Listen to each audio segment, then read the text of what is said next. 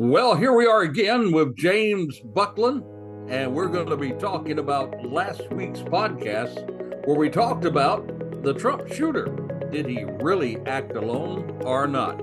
That and a whole lot more we're going to be talking about right here on today's podcast. The views and opinions expressed in this presentation are solely those of the individuals interviewed or participating and do not represent those of Charlie Crimebuster nor Peacemaker Network. All individuals described or mentioned in the presentation should be considered innocent until found guilty in a court of law. This presentation contains subject matter such as violence and graphic descriptions, which may not be suitable for all audiences. Listener and viewer discretion is advised. Well, hey, James, welcome to the program, and let's welcome all of our listeners out there. That's right. Welcome, everybody. Thank you for joining us today. Yep, and let them know, that if they would like to check us out, where can they find us on this great big website? Well, they can find us at the World Web. They can find us on the YouTube channel, which is probably where they're at right now, youtube.com/@Charlie Crimebuster. They can also see some of our previous episodes at charliecrimebuster.com. They can also support our men and women of military, law enforcement, and first responders at peacemakernetwork.com by becoming a badge, BADGE member for as little as $3 a month. That's actually just a little under a penny a day. So we'd encourage everyone to do that as well. And they can also see us at x.com @CharlieCrimebuster. And they can visit us on our Facebook page, charliecrimebuster.com. There we go. It's still hard for me to get away from saying Twitter.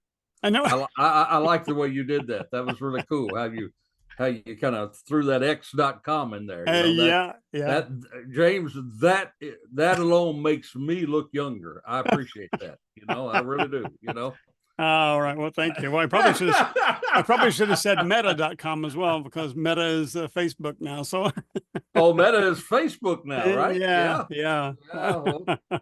Well, we try to get out there so folks can find us, and That's right. They can be a part of what we call the Charlie Crime Train. That's right. I Get on board on the podcast. Get on board the Charlie Crime Train. That's and right. James, interesting enough, I was just getting ready to go a different direction when suddenly this particular topic that we're talking about tonight kind of came to the forefront with a lot of the media covering it. So I thought, hey, we ought to talk about it. So that's why we actually produced you produced rather, the last episode that talked about whether or not this assassin actually acted alone or not. So I thought it'd be a good way for us to make sure we got everything covered, and also bring up some other stuff that develops as this story. This story is developing seemingly every week, doesn't it? It does. You were just telling me before we started the podcast about something. Tell the folks about what you told me there. They're finding out that he is part of the Antifa, which is they are the group that are against Republicans. So what they do is they sign up as a Republican, but they vote Democrat. So it kind of skews the actual election. And they also have an agenda as far as being against the Republican Party for what they stand for. So that's actually what they're finding out about him. Yeah, that's throwing a lot more into the mix. I mean, with everything that's going on, we still know that the official investigation still says they haven't really found a real motive, and but this might be moving them more toward that motive. Who knows? But on the other hand, we do know that when he was looking for targets, he also researched the Democratic convention pretty heavy as well. Yeah. What's really concerning me, I'm being a computer guy, is the fact they have not been able to decode the encrypted messages that he's gotten. That's what really concerns me. Yep. And it is concerning for all of us, But let's get into our last episode and talk about what we talked about. You and I know what a lone wolf is, but could you explain that to our audience so they know what acting as a lone wolf is? Well, actually the term came from an FBI study a few years ago when they were talking about terrorism and it was after 9/11, which gosh, that's a long time ago now, but Oh to yeah. me, it still seems like almost yesterday. Yeah. And to think that there are people listening on this podcast, maybe who wasn't even alive during that time, Hmm. and yet and yet it was to the forefront. So everybody was really concerned about what we would look for next, and the FBI did a study, and basically came out to said that the greatest danger facing the United States in the future of terrorism is not going to be something as mass as 9/11 was, when they had, like, several men involved in that attack, but Right. it's more so the lone wolf, the person that's acting by themselves. They may be influenced, Hmm. but they may be in hiding, but it's just one person. Right. And certainly he was one person. So that's where the term lone wolf came. And they said what America needs to be on the guard for. And that's following that up very quickly was the saying that we say so often and we hear so often: if you see something, say something. Hmm. The greatest danger would be facing America is that lone wolf attack. Right. And we have seen that again and again and again. I mean, here in Orlando, with the Pulse nightclub, Right. that was a lone wolf attack, Hmm. Hmm. and several other such type of instances have been basically perpetrated by a lone wolf, and it could be that this will be a lone wolf too. But there are some people who think differently, and we'll talk about that as we get into the podcast today. Early in the podcast, you mentioned, especially in this particular episode, you mentioned that some people want to see some of the agents fired that were responsible at the Trump rally in Butler. Um, where are we at with that now? Well, everybody wants people to be held accountable. I guess that's kind of human nature. Hmm. But I mean, almost before the very day that this took place, there were people that were saying that people need to be fired because this was such an egregious act of carelessness on the part of the Secret Service, that they thought somebody should be held accountable. Right. And I'm convinced, that one of the reasons why the very director of the Secret Service, Cheadle, the reason she stepped down was this public pressure that somebody be held accountable. And at that point, I think all of it was really directed toward her. But also, they said, well, what about other people? Well, we now know that there are 5 agents out of the Pittsburgh office there that have been placed on what they call, well, they call it a non-operations activity. In other words, they're taken off of the operations. They can't have anything to do with operations. And what really got me, and I've tried to point this out in the podcast. It's really interesting how through the years terminology changes. Right. They said that, of course, that the Office of Professional Standards was looking into this, and that's nothing more than internal affairs. And I think it relates so much better with our listeners. If I say internal affairs, everybody knows what that is. Right. You see Right. all these cop shows, and internal Hmm. affairs is an inside investigation, and so their internal affairs unit did get involved, and 5 people have been set aside. They haven't been fired at this point. At this moment, they haven't been fired, but they have been put on standby. We used to call it in the old time internal affairs. They put you on desk duty. Hmm. Right. You couldn't get out in the field, but you'd be on a desk pushing paper. So That's they right. they called it non-operations activity, but it's nothing more than desk duty. So there are 5 people that are put on desk duty, and what will come of that, I don't know. But certainly, I agree that there needs to be accountability, because these kind of things. The thing that I'm concerned about, James, is that oftentimes in these sort of things, the organization looks for a scapegoat, Hmm. Hmm. and that scapegoat may not be the person on the top who really is responsible.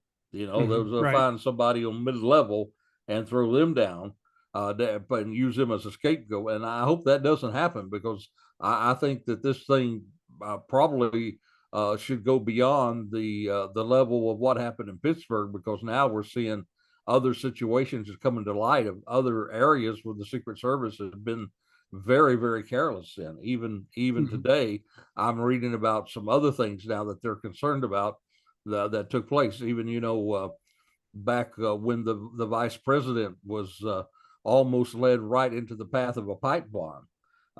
Where and even back to January the 6th, when the vice president there in the Capitol, when his getaway car was moved, and right. because of all the protests outside, they moved it. However, the problem was nobody knew where they moved it to. There wasn't a set designated place for, if we leave here, where will we go, and where will we get the vice president to get him away? So those are some glaring mistakes of the Secret Service, and I think that there needs to be a real thorough look from the top to the bottom of this carelessness that we're seeing with the Secret Service. Yeah, one of the key things, and even working with the military as well as law enforcement, you have to have a place that you can, a place of regress where you can go back, Right. step back into. And that's supposed to be covered, and it's supposed to be communicated as to where that place is. It's just like on a ship; they have a place to muster. Everybody goes to a muster spot. Yeah, exactly. Yeah, So, and I mean, that's security 101. What happens if even you bring that to your own family? If you have a fire in the house and people have to get out, where we're going to meet up at? Whether there's any kind of if there's a disaster, families ought to talk about, hey, if I can't get home and we can't get to our home, where we're going to meet at? Right. Those are very important things, and for something as important, vital, and simple as that to be neglected by the Secret Service is just unquestionable. Right. But you brought up the fact that the investigation, Charlie, is getting more intense. What is that all about? Well, up to this point, the investigation has been about what happened there at Butler, and about why the roof wasn't covered, and all these other things that we've already talked about on the podcast. But now they're actually digging a little deeper, because we do know now that there have been threats on former President Trump's life from Iran. We know that someone has already been arrested who's been here in America trying to set up a hit on Trump, and so now the investigation is going beyond what happened at Butler into the kind of things that we've just been talking about, other careless acts of the Secret Service. But beyond that, we're looking at the fact that if those threats have been leveled by Iran, what has the Secret Service done about that? I mean, did they increase security for President Trump, or did they not? Did they take those threats seriously? Right. Because we've heard that there was a manpower shortage, and that the other agents were on other situations. Well, if you have a former president of the United States who has threats leveled against them from a foreign country, and they seem to be credible now, then why would you decrease coverage for that person? Exactly. And I think that's something that they're looking at. It's that when we say it's intensifying now, because it's going to Congress and Congress is holding people accountable, they're going to look into that, and they're going to see, well, what did you do about these threats? Right. And if they backed off, if they actually decreased, I mean, it's unimaginable to me that what we brought out in the podcast is that very few times in this campaign, other than Butler, did the former president have counter sniper teams, from the Secret Service. Right. That's just, it's incredible to me, particularly with a threat like that coming to be. Well, it's interesting you should point that out, because even the sniper, I read a clip from one of the snipers who said he had the shooter in his sights for 3 minutes and couldn't get clearance to take the shot. Wow. Yeah, 3 minutes. I've not heard that. That's incredible, man. 3 minutes. Yeah, it's on X.com. Anybody that look up the word shooting, it's right there. You can see where he made his statement. The fact that he was there and had him in his sights for 3 minutes. Was that a Secret Service on the roof, or was it the Secret Service counter sniper? Oh, wow. Yeah, 3, and you couldn't get clearance to take the shot. Yeah. Well, again, that comes from Twitter, and I don't know who said that on Twitter. I do know that the acting director said that there was no situation at all where the counter snipers were told they could not take a shot. In fact, he says, and if he's saying this erroneously, then he's in a heap of trouble. But he's saying that that is not policy, that the counter snipers have the ability within themselves to take that shot. So it'd be very interesting us to find out where that came in on Twitter, and let's you and I look that up and Yeah. dig into that a little Yeah. bit. That'd be very, very good to look at because Yeah. Full disclosure.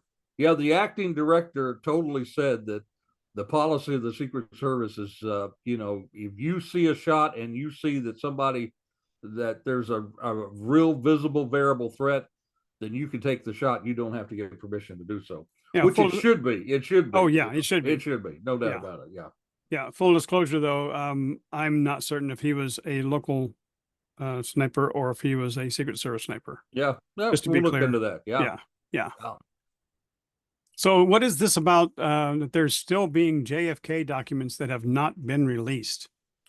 Well, yeah, I mean it's 1962. I mean, come on. Wow, yeah. And the former president had made I think had said at one time that he was going to make sure that all those documents were released. And there was a flurry, a whole bunch of it has been released in the last several years. However, even at that, there was someone close to the former president, one of the Secretary of State or somebody, I'm not sure who really came, according to Trump, put the real pressure on and said, you cannot release these documents. You just can't do it. It's just too dangerous.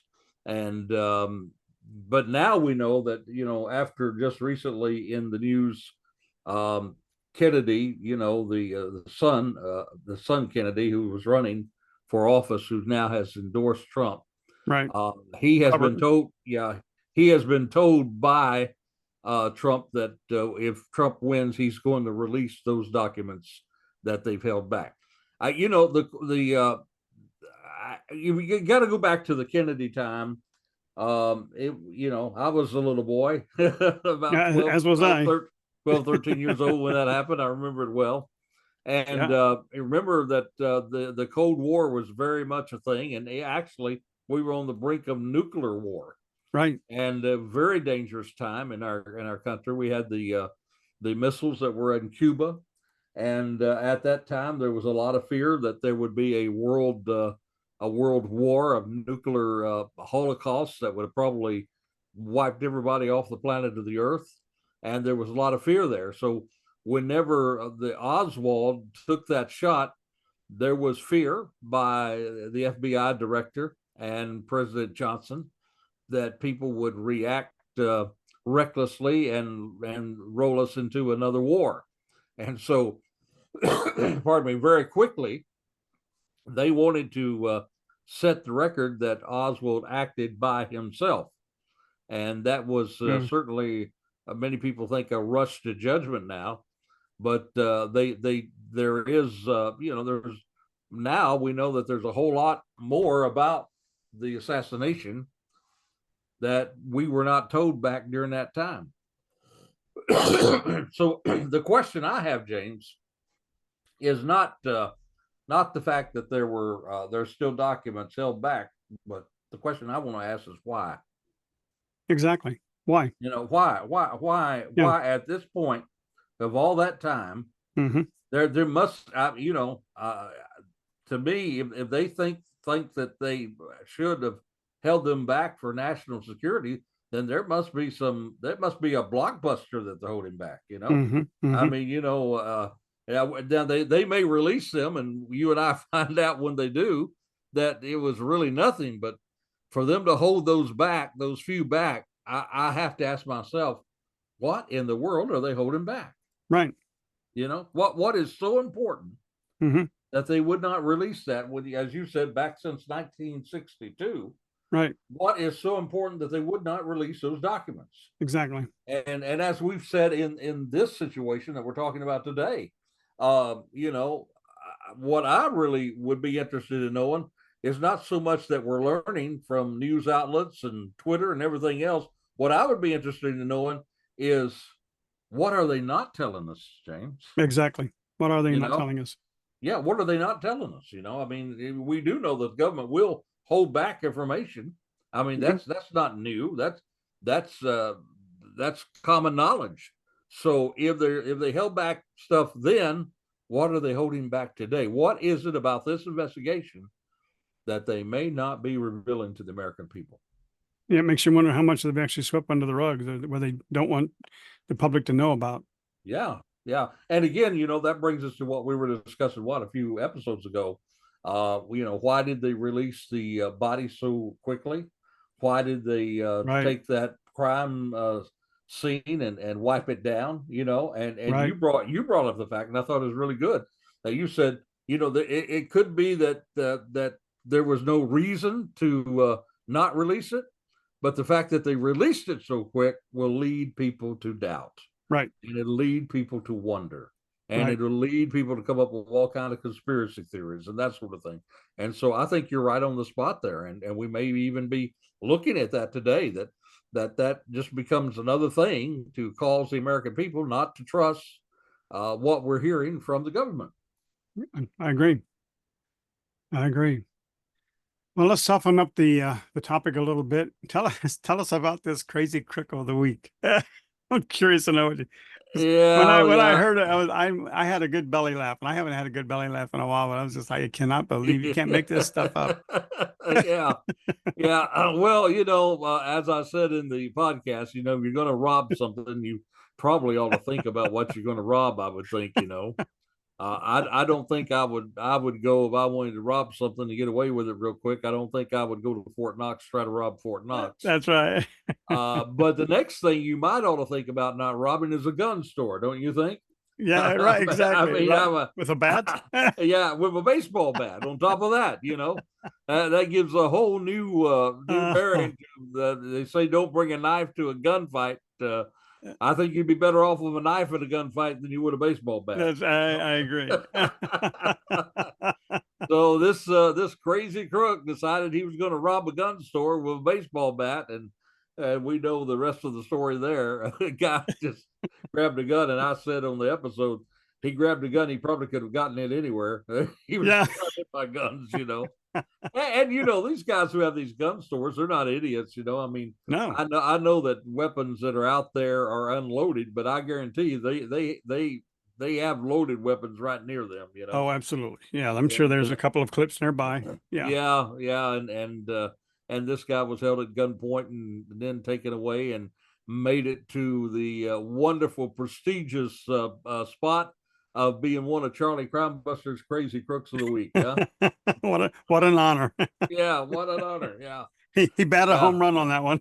That's speaking of that. I was out of town with work and last night down on the other side of Florida, the west side.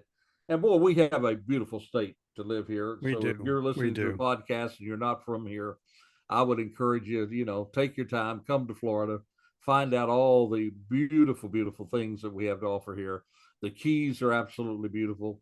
And there's nothing really, I think, more beautiful than a sunset on the west side of Florida. Absolutely. And Absolutely. it's a beautiful, beautiful place. So let me take a plug for our home state there while we're doing it. But I was watching something last night as I got back to my room, my motel room, and they were talking about strange arrests. Where these kind of crazy crooks are arrested. And the thing that just really blew my mind is that I kept looking at this like an hour movie, hour presentation rather, and it all started in Florida, in Florida, in Florida, in Florida. Then it went in North Carolina. Then they came back in Florida, in Florida, in Florida. So I guess we not only have beautiful, beautiful scenery, but we got some really Really crazy crazy crooks. crooks in Florida. Because I started. I said I'm just going to start counting how many of these are in Yeah. Florida, but I guarantee the majority of them were Florida. I guess that's why there's such a big deal about Googling Florida man, right? That's right. Exactly. just, Exactly. just folks, just Google Florida man, and you have all the entertainment you want, right? That's right. That's right. Well, back to our topic again. Yep. Why is it important to know how many shots was fired at the Trump rally? Why is that so significant? I mean, why is it such a topic? Well, I think it's very, very important because a good backdrop on this thing again is going back to the assassination of President Kennedy. Man, look at all the controversy about the grassy knoll, Mhm. and there are people now that I mean, they really believe it, and I mean, some very smart, intelligent people believe that there were shots fired from the grassy knoll. Right. And there is what is called the magic bullet, that Hmm. went through and did all the zigzagged around and all this sort of thing. And a bullet that was actually found laying on the stretcher Right. there in the Parkland emergency room. So the fact that those bullets were not all accounted for, and there was all that, I guess, all those questions about how many shots were fired and how many people were firing. I think that it's very, very important that they get that right. That they need Right. to make sure they get that right. And so at this point, it appears that there were 8 shots that were fired because they found the castings of those shots there on that roof, and they didn't find any more. And now those who have studied the sounds, it sounds like that there was 8 shots that were found, or 8 castings that were found, and most people are counting 8 shots.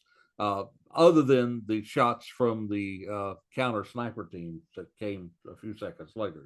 Hmm. Hmm. But I think it is important that they run that down, that they know exactly how many shots fired, because when I talk about the fact, and we're going to talk about that in a moment, I guess we might say that, I think that would kind of lead us into the next part of our conversation. If he fired all those shots, then why don't we just say that he acted alone? But here's the thing: uh, you you could be the guy that's a shooter, but that doesn't mean you're acting alone. It's just like uh, you know, there's some questions here. It goes Hmm. back to the very beginning of the podcast when you talked about why can't this encrypted emails that we know that he's involved in. Why can't they open those up? No, maybe Right. they did. Maybe they're not telling us. I don't know. But Maybe.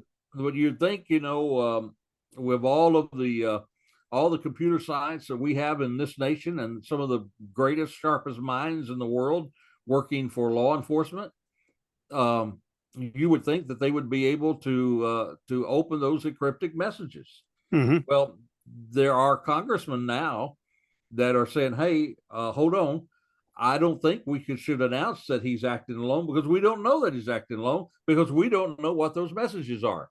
You know, um, you know, Yeah. uh, Why can't they say that? yeah. What was he just trying to buy equipment? And sometimes when you're buying stuff on the line, they encrypt those accounts. What was he simply trying to find equipment, or maybe he was looking for a terrorist sponsor? Hmm. Maybe, or was he recruited? I mean, he Yeah. was a very, very private person. We know Right. that he spent a lot of his life was online. And so what was he recruited online? So this is what's leading some people to say, the congressmen, some of the Congress people are saying, some of the people that are investigating this. Wait a minute, wait a minute. We very quickly said, just like they said with Oswald, he was alone, he acted alone. We're very quickly saying this about Charles Crooks, he acted alone. Well, until we look, as I said in the podcast, the investigation 101, you look under every single rock. Exactly. And at this point, we don't believe that all the rocks have been upturned, because we don't know what those encrypted things were. He could have been recruited, It could uh, have been. we don't know at this point because they can't do that. Now, I mean, you're the computer guy here. You're the guy who has a lot more knowledge than I have in that. What is so?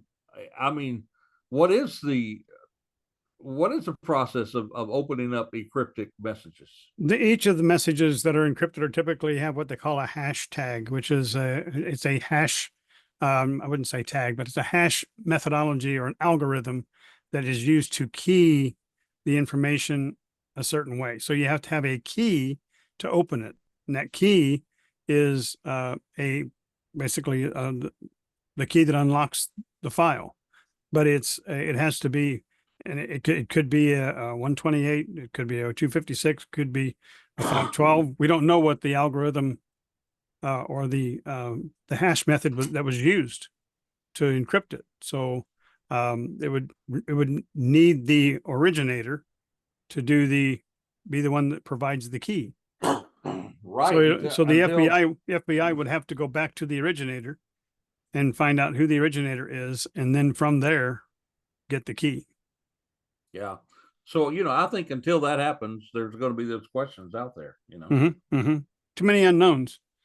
And it really concerns me the fact that we have so many unknowns in this whole entire process that, acting alone. Yeah, they found 8 cartridges on the roof.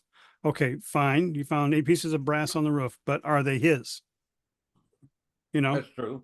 And did any fall off the roof? And did they roll down? And where did they go? Yeah. Yeah. And why pressure wash the roof after the fact? Yeah. There had to be some gun residue, some oil residue, fingerprints, handprints, whatever that was up there, and here they go and clean the scene way too fast, in my opinion. Yeah. Or or it could be like maybe they already had everything they needed, and you do clean scenes after a crime, and maybe they did that just like any normal crime, but this wasn't a normal crime, Right.